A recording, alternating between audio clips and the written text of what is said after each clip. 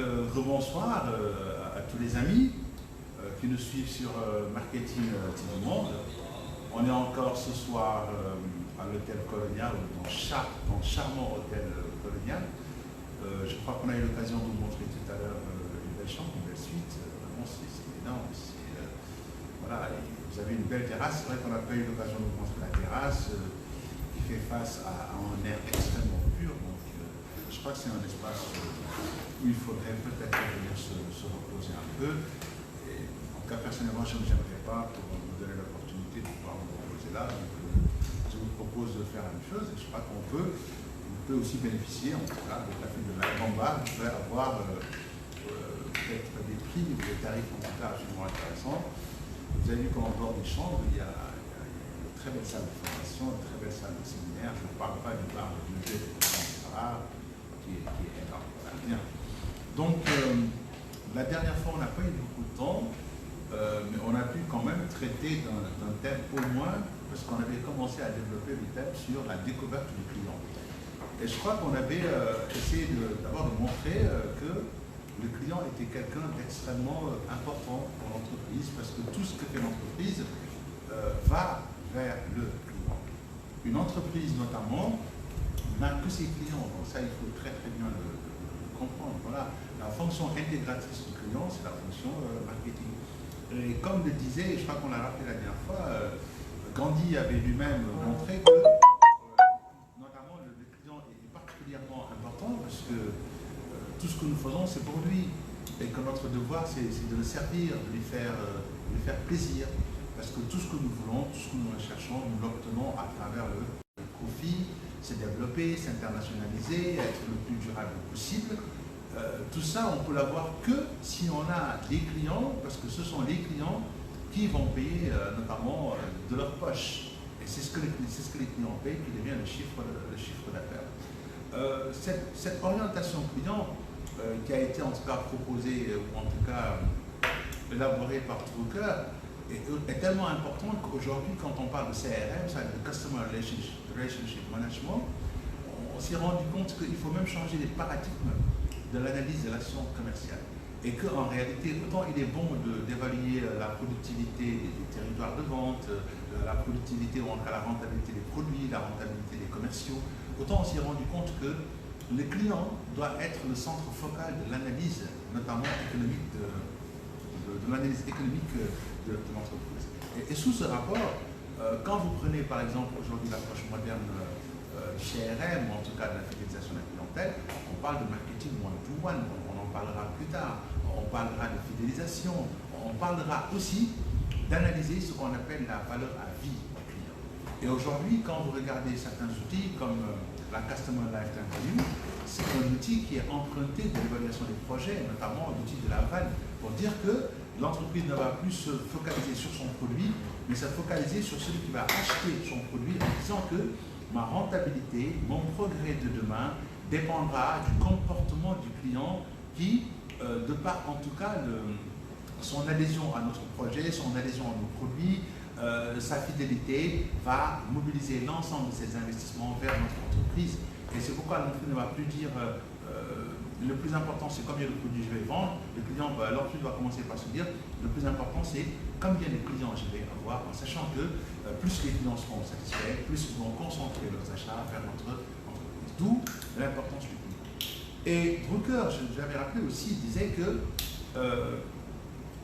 du point de vue en tout cas de l'orientation client, il va dire que ce que l'entreprise sait faire, ce n'est pas déterminant, ce n'est pas le plus important. Et c'est vrai que nous avons beaucoup d'entreprises qui se font porter à elles-mêmes de belles chemises, de belles lunettes, et qui disent que nous sommes une grande entreprise, nous sommes des leaders, nous sommes présents dans plusieurs pays, nous sommes très forts, nous sommes les meilleurs. C'est bien si ça peut motiver le personnel, c'est bien si ça peut créer de l'entrain, c'est bien si ça peut fidéliser le personnel éventuellement. Mais très sérieusement, la qualité de l'entreprise, son attractivité est définie par le client. Parce qu'il n'y a qu'un seul outil d'évaluation de l'attractivité commerciale d'une entreprise, c'est sa part de marché. Et la part de marché, c'est vrai qu'on peut calculer de plusieurs manières, mais la part de marché indique l'intérêt que le marché, donc la clientèle, porte à votre produit. Si tout le monde, ou en tout cas si la plupart des clients achètent votre produit, quelle que soit l'appréciation technique qu'on peut faire de votre produit, votre entreprise est bonne, votre produit est bon parce que les clients vont choisir. Parce que dans l'optique du marketing, l'idée c'est de dire qu'on est là pour satisfaire, non pas des produits, on n'est pas là pour faire des produits extraordinaires, on est là pour satisfaire les besoins de la clientèle. Et sous ce rapport, Drucker avait dit que ce qui va être décisif, déterminant, c'est ce que les clients pensent qu'ils sont en train d'acheter et qu'ils considèrent être de la valeur. Et j'avais dit que ces deux points sont très importants parce que l'achat est un acte psychologique, c'est-à-dire que quand l'individu achète, il achète pour satisfaire les besoins. Il faut très bien le comprendre. Même s'il y a certains clients qui ne découlent pas certains besoins qui ne découlent pas de la psychologie, mais qui découlent en fait de facteurs complètement physiques. On avait expliqué la dernière fois que Maslow avait identifié 5 types de besoins, les besoins élémentaires qui ne sont pas du tout psychologiques mais réels. C'est des besoins physiologiques. Quand on a faim, quand on a soif, etc., c'est des besoins physiologiques, c'est pas du tout psychologique. Sauf que maintenant, les autres types de besoins, la sécurité, l'appartenance, l'affection, la réalisation de soi, c'est des besoins qui découlent plus d'aspect psychologique. L'autre aspect, c'est que, notamment, même quand on ressent le besoin d'acheter, et que ça soit pas, même si on ressent un besoin physiologique, comme par exemple avoir faim, on ne mange pas n'importe quoi. Les facteurs psychologiques vont guider l'individu vers le choix du restaurant, du produit, du lieu de vente, etc. Donc tout ça va aussi avoir une dimension psychologique. Donc ce n'est pas totalement sans facteur psychologique. L'autre aspect, c'est que quand Drucker a dit que ce qui est déterminant, c'est ce que les clients pensent qu'il est en train d'acheter, il ne va pas dire ce que le client sait, mais ce qu'il pense, c'est psychologique. Et l'autre aspect qu'il va augmenter, c'est de dire qu'il considère être de la valeur. Donc la valeur de votre produit, la valeur de votre service n'est pas une valeur intrinsèque en elle-même. C'est-à-dire que ce n'est pas parce que votre produit est bon qu'il va être le produit le plus acheté. Ce n'est pas parce que votre service est excellent que ça va être le service le plus acheté. Les clients apprécient les services selon leur propre feeling, selon l'expérience qu'ils ont vécue en réalité de l'utilisation ou de l'achat de votre produit ou de votre service. Donc c'est pourquoi j'aime souvent à dire que, au-delà de la qualité objective qui guide la production, on va dire que pour la comptabilité, il y a une qualité parce qu'il y a des normes comptables. Pour la fabrication, il y a des normes, il y a un référentiel, tout ça, etc. C'est vrai. Même pour les services, on va dire qu'il y a des procédures de fourniture des services, tout ça c'est défini. C'est donc tout ce qui va être du côté de l'entreprise, comment produire. Ça, c'est absolument normé, c'est une qualité objectivement établie et qui peut être objectivement évaluée. Par contre, maintenant, les clients, lui, on ne peut pas le normer. On ne peut pas dire à un client, comporte-toi comme un robot. Si tu viens, tu dois dire bonjour, tu dois être poli, tu dois faire ci, tu dois faire ça, tu dois utiliser le produit comme ça. Non. Le client, lui, c'est un acheteur qui va notamment se comporter comme il le pense. Parce que ce n'est pas vous qui lui donnez l'argent pour acheter et vous ne lui faites pas un cadeau. Il choisit librement un produit ou un service selon ses informations, selon son feeling du moment, selon ses attentes. Donc ce client-là, au-delà de votre produit, vous êtes obligé de prendre en charge ses caractéristiques personnelles. Quels sont ses besoins, quelles sont ses motivations, quels sont ses désirs, quels sont ses mobiles d'achat, quelles sont les choses qui le font bouger, est-ce qu'il aime qu'on ne salue pas, qu'est-ce qu'il veut en réalité.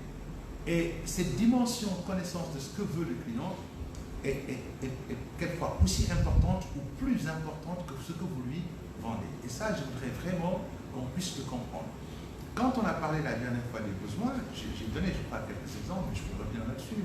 Quand un individu, par exemple, qui a un besoin de reconnaissance, un besoin d'estime, notamment parce qu'il a trimé dans sa vie, parce qu'il s'est battu, parce qu'il a réussi maintenant, parce qu'il n'était pas respecté avant, maintenant il s'est battu, il est devenu quelqu'un de respectable, il a une éducation, il est dans la norme. Quand il arrive et qu'il veut acheter, et qu'il vraiment il a envie, il exprime son envie en tout cas d'être reconnu, et que vous lui dites vous êtes absolument rien, vous ne valez pas grand chose, généralement il préfère aller chercher un autre fournisseur. Il préfère ne pas acheter le produit chez vous. Pourquoi pourtant il a besoin du produit, c'est pour ça qu'il est venu. Ou bien il a besoin de votre service, c'est pour ça qu'il est venu. Mais en réalité, le fait de n'avoir pas satisfait son besoin d'attention, son besoin de reconnaissance, son besoin d'affection, fait qu'il va préférer aller acheter le produit ou le service ailleurs, quitte à ce que ça lui coûte plus cher ou que ça soit plus loin, ou même qu'il diffère son achat. Et c'est vrai qu'on n'est plus vraiment dans les choses mathématiques, dans les choses carrées, on n'est plus dans les boîtes. On est vraiment dans les choses qu'on maîtrise peu, c'est l'être humain, où notamment sa psychologie va extrêmement jouer, et ses attentes personnelles, sa personnalité vont jouer un rôle déterminant. Donc, savoir réellement qu'un produit peut satisfaire les besoins des clients, ou bien peut répondre peut être une réponse aux besoins des clients, c'est une chose, mais savoir qu'est-ce qui va faire que les clients vont choisir votre produit ou autre chose, ça c'est d'autres aspects, c'est des feelings personnels qui vont entrer en jeu. Je rappelle que je parle toujours du client B2C, c'est-à-dire du client du consommateur final, mais pas du consommateur intermédiaire, où là-bas, les types d'achats ne sont pas les mêmes. Si vous voulez, on y reviendra une prochaine fois. Voilà. Bien. Donc, ce que le client pense qu'il est en train d'acheter, mais aussi ce que le client considère comme étant de la valeur. Donc voilà deux aspects très importants. Et c'est pourquoi Drucker va terminer son assertion en disant que, puisque l'objectif de l'entreprise, c'est notamment de satisfaire les clients, l'entreprise n'a que deux fonctions de base et deux seules, le marketing et l'innovation. Et bien sûr, on se dira, ouais, mais pourquoi le marketing? Parce que le marketing, c'est rien d'autre que orienter toute l'organisation vers sa capacité de réponse aux besoins de la clientèle. Parce que Théodore Levitt disait que les clients n'achètent pas des produits ou des services, ils achètent des solutions à leurs problèmes. Et les clients, quand ils viennent vous voir, ils ont des problèmes. Parce que si moi je viens acheter un téléphone, c'est parce que j'ai un problème. J'ai un problème. Et vous ne pouvez pas deviner mon problème. C'est pas possible. Vous ne pouvez pas dire quelqu'un qui a acheté un téléphone, c'est parce qu'il n'a pas de téléphone. Non. Je peux avoir un téléphone et vouloir un autre téléphone. Je peux avoir acheté un téléphone il y a 3 mois, 6 mois, un nouveau modèle sort, j'ai envie de lui. C'est pas parce que je veux un téléphone, mais j'ai un autre besoin, parce que j'ai envie de m'exprimer, parce que j'ai envie de montrer que j'appartiens au groupe des live en bas, qui sont des gens iPhone ou des gars, ou des gens qui sont plutôt Huawei, ou des gens qui sont plutôt Samsung, qui sont toujours à la dernière mode. Et j'ai envie de montrer mon appartenance à ce groupe, ce qui va faire que je me batte pour avoir ça, etc. Donc si vous voulez vraiment dire que l'achat est un achat réfléchi, etc., vous allez réellement vous courir. Chacun achète par rapport à un feeling particulier, et ces feelings vont changer d'un moment à l'autre, d'un achat en autre, d'un contexte à un. Voilà. Donc, disons-nous que, comme le disait Théodore Levitt, quand un client vient acheter du sucre, on va considérer qu'il n'achète pas du sucre. Quand un client vient acheter du téléphone, on considère qu'il n'achète pas un téléphone. Une très belle illustration de ce que je suis en train de vous dire vient d'un film qui s'appelle Le Loup de Wall Street. Je crois que si vous suivez il y a une des chaînes sénégalaises qui montre en tout cas un documentaire sur la vie de cet homme extraordinaire, notamment qui avait fait des choses terribles et après qui a pu raconter sa vie dans un livre qui a été un best-seller et après qui a fait l'objet d'un film qui s'appelle notamment Le Loup de Wall Street. Et quand il recrutait ces gens, il voyait, est-ce qu'il comprenait ce que c'était vendre? Et il avait sorti cette petite histoire de dire, pour vous recruter, je vais vous demander juste une seule chose, vendez-moi ce stylo. Et souvent, vous allez voir quelqu'un qui va dire, oui, ce stylo-là, c'est donc un stylo qui est bien fait, qui a tel plus. Je dis non, c'est pas la peine, j'en veux pas, je ne vais pas acheter. Parce que je n'achète pas de stylo. Et il demande à quelqu'un d'autre qui était très bon, il lui dit, vendez-moi ce stylo, et le monsieur prend le stylo et lui dit, oui, mais est-ce que tu as pu faire ça, etc. Il lui dit, oui, mais notez-moi ça. Et le monsieur n'avait pas de stylo. Il lui dit, mais qu'est-ce que je dois faire? Il lui dit, justement, c'est ça l'intérêt du stylo que je veux faire. Et vous voyez, il ne parle pas du produit, il parle de la solution que je peux apporter. C'est-à-dire, je ne vais pas vous vendre le stylo en tant que tel, parce qu'il ne sert pas à grand-chose. Ce que je vais vous vendre, c'est la possibilité de prendre des notes. C'est la possibilité d'écrire un chèque, c'est la possibilité de signer un contrat, etc. C'est la possibilité de pouvoir notamment rédiger un examen, des trucs comme ça, répondre à des questions. Donc, si on veut se focaliser sur le produit, on risque de passer à côté. Ce sur quoi il faut se focaliser, c'est sur le client en se demandant a priori quel est son besoin, qu'est-ce qu'il veut, qu'est-ce qu'il attend, quelle est la solution qu'il veut. Pour connaître maintenant ce que le client veut, c'est quoi ses attentes, c'est vrai, il faut commencer par se dire c'est quoi le besoin. Parce que j'avais dit la dernière fois que le processus d'achat passe par notamment l'existence d'un besoin. Et le besoin, j'avais sorti les caractéristiques, le besoin est naturel, ça je l'avais bien expliqué. Le besoin est un manque ressenti, mais le besoin est aussi une tension. Parce que s'il n'y a pas de tension, l'individu ne cherche pas à réduire la tension. Et il va avoir un état de tension, un état particulièrement désagréable, qui va induire en réalité ce qu'on va appeler des motivations. Et les motivations, c'est rien d'autre que ce que l'individu va faire, c'est en tout cas les efforts qu'il va mobiliser spontanément pour trouver des solutions et réduire la tension. C'est ça la motivation. Maintenant, vous pouvez me dire, oui, mais donc, à chaque fois que quelqu'un agit, il agit pour lui. Je vais dire non. Le client n'agit pas forcément pour lui. Dans l'achat, on peut acheter pour soi, comme on peut acheter pour quelqu'un d'autre. Parce que la motivation est liée au besoin. Je vous donne un exemple très simple. Vous allez voir un père de famille, à la fin du mois, il est dans une entreprise particulière, il y a des problèmes, et le 5, son salaire ne vient pas jusqu'au 5. Et il va aller voir son DG pour dire, mais DG, vraiment, j'ai besoin de mon salaire, etc. Et tout. Pourquoi c'est si urgent, c'est si important que ça? Il faudrait que je paye la scolarité de mes enfants. Donc il va chercher à avoir de l'argent, pas pour dire DG, je vais aller au resto, DG, je vais aller me reposer, DG, je vais aller faire la fête. Non, il va dire DG, faites-moi une faveur, même si c'est une partie du salaire, donnez-la moi. Pourquoi? Parce que je dois faire un achat. Je dois payer quoi? L'école de qui? De mes enfants. Donc je paye pour qui? Je paye pour les autres. Il y a une motivation qui n'est pas une motivation égoïste, ce n'est pas une motivation hédoniste, c'est une motivation oblative ou en tout cas une motivation altruiste. Parce que réellement, on peut avoir 3 à 4 types de motivation. Ce qui va pousser l'individu à agir quand il a des besoins, c'est d'abord se dire je vais agir pour moi-même. Par exemple, j'ai faim, je vais aller chercher de quoi manger. La motivation devient une motivation individuelle. Et il est important que le vendeur comprenne que celui qui vient acheter le service, c'est pour lui. Donc ce sont ses caractéristiques et notamment le contexte particulier de son achat qui vont déterminer sa décision d'achat. Donc je vais me référer à lui, pas à quelqu'un d'autre. C'est pourquoi on n'aime pas, quand un client vient, qu'on lui parle de généralité, ou bien qu'on lui dise que vous êtes comme les autres. Il n'aime pas ça. Il préfère qu'on lui dise, vous particulièrement, on sait que vous voulez ça, vous voulez ça, on va le faire uniquement pour vous. Et ça va lui faire plaisir. Parce qu'il va se dire que, bon voilà, j'ai un problème, je viens voir des gens, et ils ont compris que moi, personnellement, voilà ce que je veux, et ils se battent pour moi. Alors que les clients, peut-être que vous me direz qu'il se leurre lui-même, mais il aura l'impression, et en tout cas, il sera dans le confort de se dire qu'on s'occupe particulièrement de moi. Et ce confort-là est très important psychologiquement pour le client. De la même manière, celui qui veut payer la scolarité de ses enfants, ou bien qui vient payer l'eau ou l'électricité pour ses parents, il est important de comprendre que ce qui est le plus décisif, ce n'est pas le client lui-même, c'est d'abord comprendre pourquoi, qui est cette personne à qui elle veut rendre le service et quel est le besoin quelle est l'intensité ou en tout cas le contexte du besoin d'appartenance qu'il veut satisfaire. Donc, si l'individu dit je veux payer la scolarité de mes enfants, il est important non pas de se focaliser sur l'individu, mais de se focaliser sur ses enfants. C'est ça, voilà.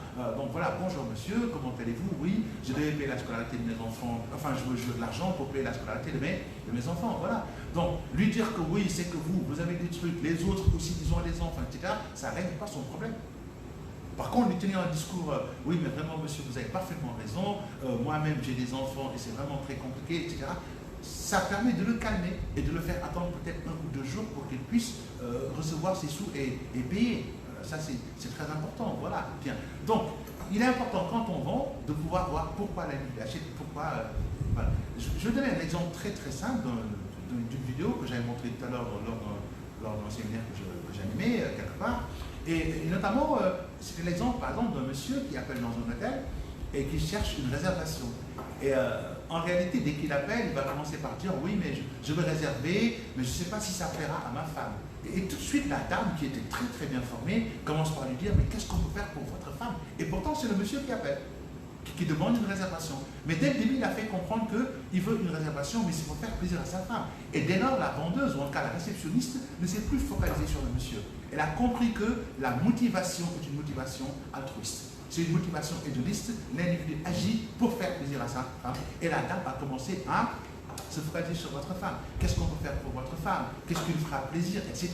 Et c'est comme ça que très rapidement, le monsieur a accroché, pour utiliser un terme commercial, et non seulement il a loué une chambre, mais en plus il a acheté tous les services de transport et tout ce qu'il faut, ce qui fait que le séjour qu'il voulait acheter pour un week-end, il a quasiment payé peut-être 3 ou 4 fois ce tarif parce qu'il a acheté des services supplémentaires, parce que le vendeur, en tout cas la personne qui s'occupait de la clientèle, s'est plus focalisé sur notamment madame, parce qu'elle savait que le monsieur, ce qu'il faisait, c'était d'abord pour faire plaisir à sa femme.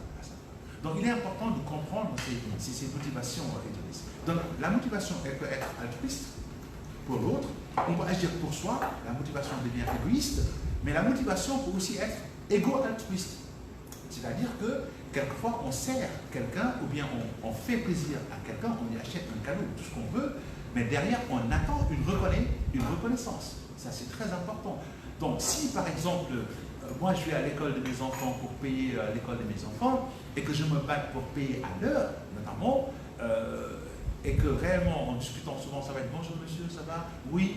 Alors, c'est le délai, c'est pas... Oui, mais moi, vraiment, je veux que mes enfants, tout le temps, leur scolarité soit payée à temps. Si vous voulez vraiment que ce monsieur continue à payer à temps, il faut commencer par lui dire, mais vraiment, monsieur, on a rarement vu un parent d'élève aussi engagé, aussi bien, qui vraiment veille aussi bien à l'éducation de ses enfants. Ça lui fera plaisir.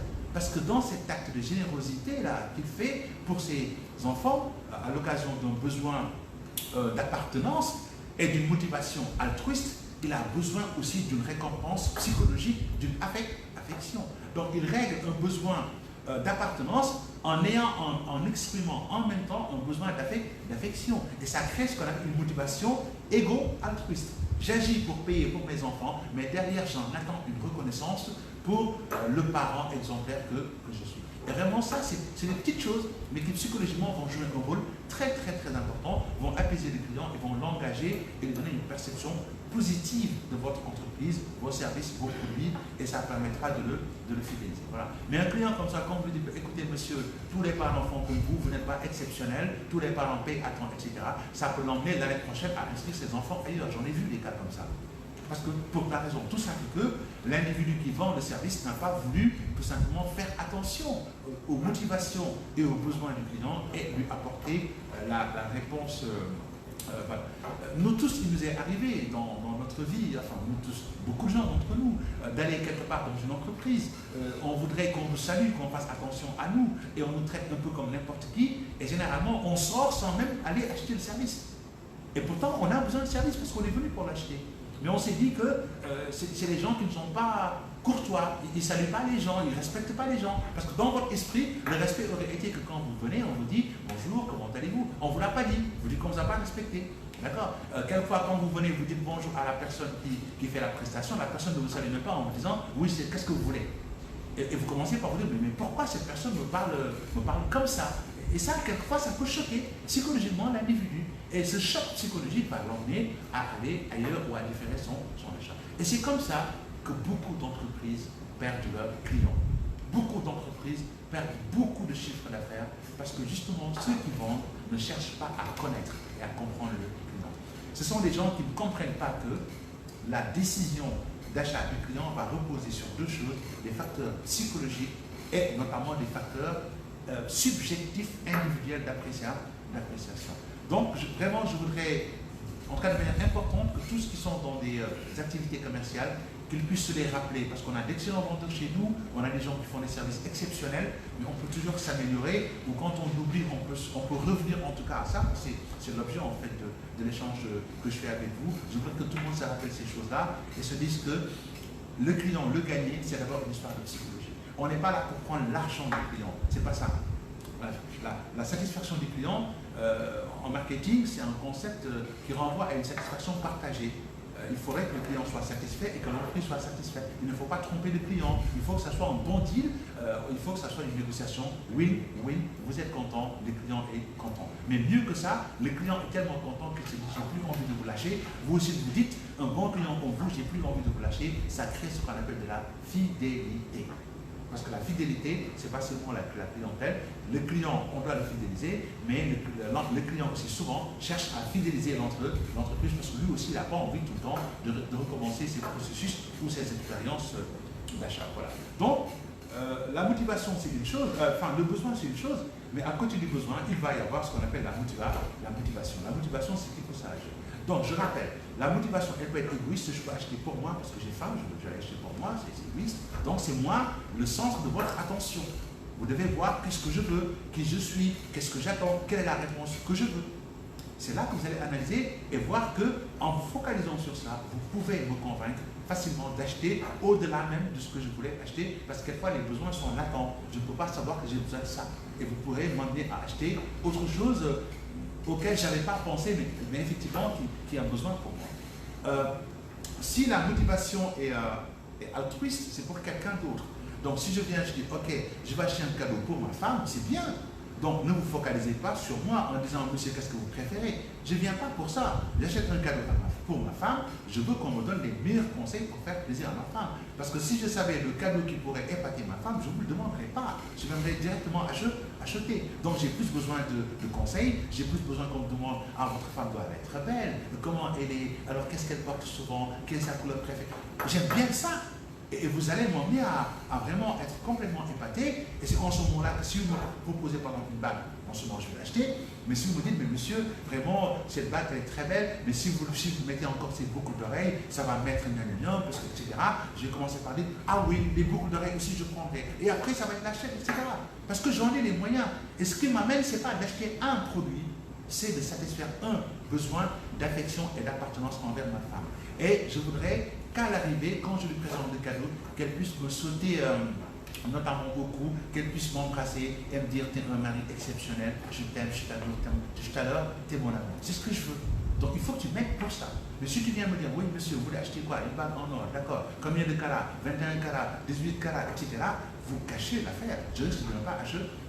Mais si vous comprenez que je veux le faire pour ma femme, parlez de ma femme, réfléchissons sur comment est ma femme, qu'est-ce qu'on peut apporter à ma femme, et vous verrez que j'achèterai plus qu'une bague, j'achèterai éventuellement tout un ensemble. Donc ça, c'est dans le cadre d'une motivation oblative ou ce qu'on appelle une motivation altruiste. Dans le cadre d'une motivation égo-altruiste, il est important, en écoutant l'individu, en discutant avec lui, parce qu'on viendra sur ça, il est important de dialoguer pour voir, pour décoder l'individu. J'avais dit ici que le verbal, c'est quasiment 10% de la communication de l'individu. Il y a beaucoup d'éléments de communication dans la gestuelle, dans les mimiques, qui réellement renseignent énormément sur l'individu. Donc il faut travailler sur ça. Et je pourrais savoir, dès le début de la conversation, l'individu, ce qu'il achète, je prends l'exemple de tout à l'heure. Quand je viens acheter par exemple ma bague, ça va être, ah monsieur, c'est à quelle occasion? Je veux dire, oh vraiment, c'est que la dernière fois, vraiment, bon, on n'a pas fait, j'ai oublié de faire notre anniversaire, c'est passé, etc. Je veux qu'on fasse l'anniversaire, mais surtout, bon, je voudrais vraiment que ma femme sache que je suis un homme attentionné. Donc, dans le discours, je décode que c'est quelqu'un qui veut faire plaisir à quelqu'un d'autre, mais qui veut en retour en recevoir une reconnaissance. Donc, je vais à la fois lui parler de sa femme et lui parler aussi de lui en tant qu'homme attentionné. Et je vais l'encourager à vouloir acheter ou en tout cas faire attention à tous les produits qu'il peut acheter et qui peuvent le rendre attentionné tout en faisant plaisir à sa femme. Parce que j'ai compris que sa motivation n'est pas une motivation égoïste, mais une motivation égo-altruiste. Et derrière, maintenant, vous avez ce qu'on appelle la motivation égoïste ou notamment d'auto-expression. Ça dépend, il y a des appellations, il y a des classifications. Je ne veux pas tellement faire de la théorie, il y a des gens très forts, comme le professeur Lancôte tout à l'heure, qui sont extrêmement forts pour ça. Moi, je suis juste un petit professionnel qui essaie en tout cas de partager, parce qu'il y a la classification de journaliste et la classification de As. Voilà. Mais on ne va pas revenir sur l'aspect technique. Ce qui m'intéresse, c'est plus vraiment dans la mise en œuvre, comment peut-on faire pour apporter les meilleures solutions. Quelquefois, vous avez quelqu'un qui a une motivation d'auto-expression, notamment, ou bien idéaliste. Et c'est l'individu qui va vous dire, je veux quelque chose d'exceptionnel, je veux quelque chose de spécial. Voilà. Donc c'est quelqu'un qui va aller au-delà de ce qui est ordinaire. C'est quelqu'un qui veut épater. Il est dans l'auto-expression. Il veut un cadeau ou une chose ou un produit pour lui qui va le rendre extraordinaire. Voilà. Est-ce qu'il va vous dire, est-ce que vous avez un produit que personne n'a? Est-ce que vous avez un produit que personne n'a jamais acheté? Est-ce que je peux avoir une couleur personnelle pour moi? Est-ce que je peux avoir un design personnel pour moi? Cet individu, au-delà d'acheter le produit, au-delà de se faire plaisir, a besoin d'avoir quelque chose d'exceptionnel. Il est important de le comprendre et de pouvoir justement lui montrer que vous allez faire une proposition unique, exclusive, exceptionnelle, qu'il aura le seul. Et je vous assure qu'il va très rapidement prendre la décision d'acheter votre produit. Voilà. Ça semble très simple comme ça à dire, mais c'est extrêmement très facile à faire. C'est juste une histoire de psychologie, c'est une histoire d'écoute, c'est une histoire d'observation, de compréhension, de décodage et d'adaptation. Parce que la démarche du marketing, je vous le rappeler, c'est connaître, s'adapter, agir efficacement pour influencer, comme le disait Jacques Mandreville et Denis Lindon dans le Mercator. Voilà. Donc toujours commençons par nous dire, il faut connaître. Je suis envers un client, je suis devant un client qui veut acheter, on ne s'est jamais vu. Je ne cherche pas d'abord à prendre son argent. Je cherche à connaître qui il est, quels sont ses besoins, quelles sont ses motivations, quels sont ses critères de choix, quelles sont ses peurs, quelles sont ses craintes. J'essaie de créer le dialogue. Et pendant le dialogue, ce qu'il me dira, ce qu'il me montrera, sa gestuelle, ses mimiques me renseigneront sur la personne et me permettront de mieux non seulement cerner ce qu'il veut en termes de produit ou service, mais surtout quel est le besoin, quelle est la solution qu'il attend. Et ça permettra de pouvoir lui faire un discours sur le produit en lui montrant comment est-ce que le produit ou le service est la meilleure réponse à ses attentes ou la meilleure solution à son problème. Et c'est là qu'on va se dire, c'est exactement ce que je voulais. Et un bon vendeur, ou en tout cas une bonne personne qui est dans le secteur commercial, va toujours avoir cette réponse d'un client épaté. Parce que ça aussi, on en reparlera certainement dans d'autres émissions. Aujourd'hui, on ne parle plus de satisfaire les clients. On dit qu'il faut enthousiasmer les clients. Et il y a un nouveau terme de nouveaux termes en tout cas qui sont très à la mode. Maintenant, on parle de parcours client, on parle d'expérience client, mais on parle surtout de ce qu'on appelle l'effet wow. Voilà, bien. Alors, c'est donc ce que je voulais dire pour aujourd'hui. On va essayer vraiment de faire court pour les émissions parce qu'on est en semaine. La dernière fois, donc, on a traité les besoins en montrant que le besoin donc, est naturel, le besoin est en manque, le besoin crée une tension. Qu'il y avait plusieurs types de besoins et que Abraham Maslow a essayé d'en faire une classification en montrant qu'il y avait des besoins élémentaires qui étaient liés au fonctionnement du corps, qu'il a appelé les besoins physiologiques, bon, manger, boire, dormir, se réveiller, aller aux toilettes, etc. Ensuite, il y avait des besoins qui étaient plutôt psychologiques, qui étaient des besoins supérieurs. C'est en réalité le besoin de sécurité, le besoin d'appartenance, le besoin d'affection et le besoin de réalisation de soi. Et que ces besoins, à la base, sont déterminants pour déclencher le processus d'achat. Deuxième élément important, c'est que quand l'individu a un besoin, il cherche à réduire le besoin. Le processus de réduction du besoin, c'est ce qu'on appelle la motivation. Motivation vient de motivere, latin qui veut dire tout simplement ce qui pousse à agir. Donc la motivation, c'est ce qui va faire bouger l'individu pour dire il faut que je fasse quelque chose pour trouver une solution. Maintenant, ce qui fait bouger l'individu, c'est notamment, il va se dire il faudrait que je bouge, je fasse quelque chose, j'achète quelque chose pour réduire mon besoin à moi, parce que je le fais pour moi-même. Quelquefois, ça va être non, je vais agir, bouger, faire un achat d'un produit ou d'un service pour ma femme, mon ami, enfin pour ma femme, mon ami, mes enfants, ma maman, etc., mon papa. En ce moment-là, la motivation n'est pas égoïste, la motivation est altruiste, c'est l'autre qui devient plus important. Dans d'autres cas, il va dire, je vais acheter pour faire plaisir à un membre de ma famille ou à un ami, mais c'est aussi pour qu'on puisse reconnaître que je suis quelqu'un de bien. La motivation devient égo-altruiste. Il faut prendre en compte les deux aspects.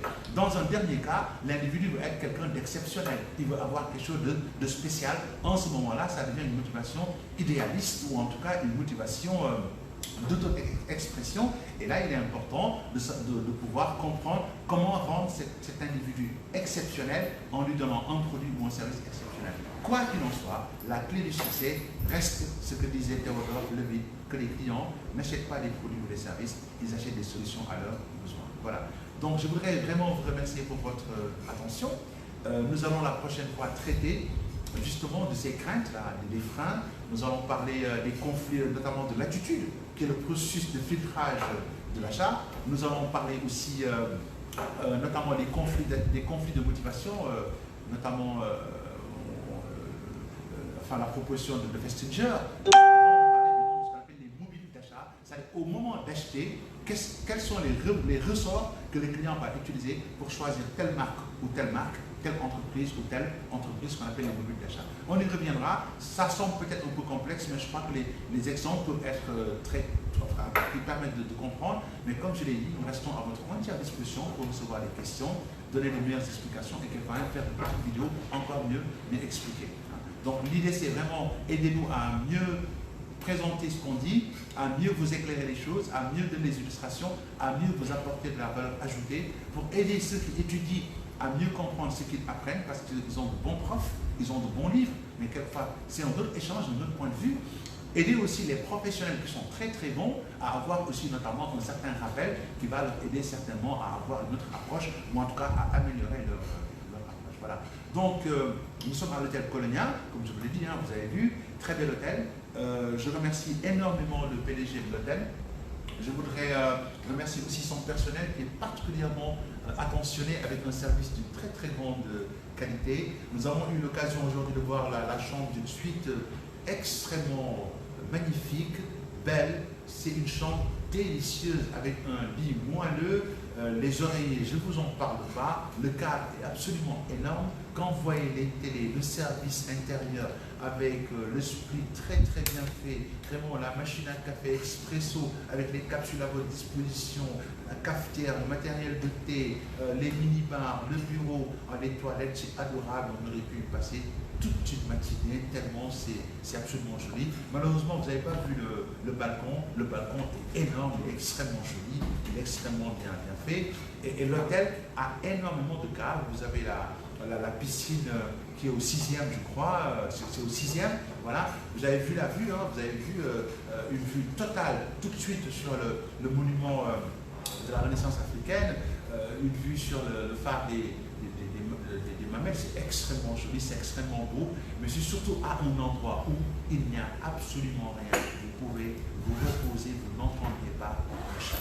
Voilà, donc pour les séminaires, pour les formations, pour les rencontres, pour les colloques, je crois que c'est les meilleurs espaces pour pouvoir discuter à tête reposée et produire les meilleures réflexions possibles. Voilà. Je voudrais aussi remercier Live Bombassek qui, à travers sa chaîne Marketing TV Monde, me donne cette opportunité d'échanger et nous partageons la même passion qui est la passion du marketing. On le fait malgré nos calendriers chargés, malgré tout ce qu'on a à faire. On se dit que c'est un sacerdoce, on doit le faire. En tout cas, j'ai beaucoup de respect pour lui pour ça. Et personnellement, je reste votre serviteur pour pouvoir vous apporter en tout cas le peu que je sais et vous aider à vous développer. Et je reste très disponible pour vous apporter des réponses notamment. Voilà. Passez une très très belle soirée, passez une très très belle semaine et au plaisir de vous revoir le mardi prochain. Merci et très bonne soirée. Merci beaucoup.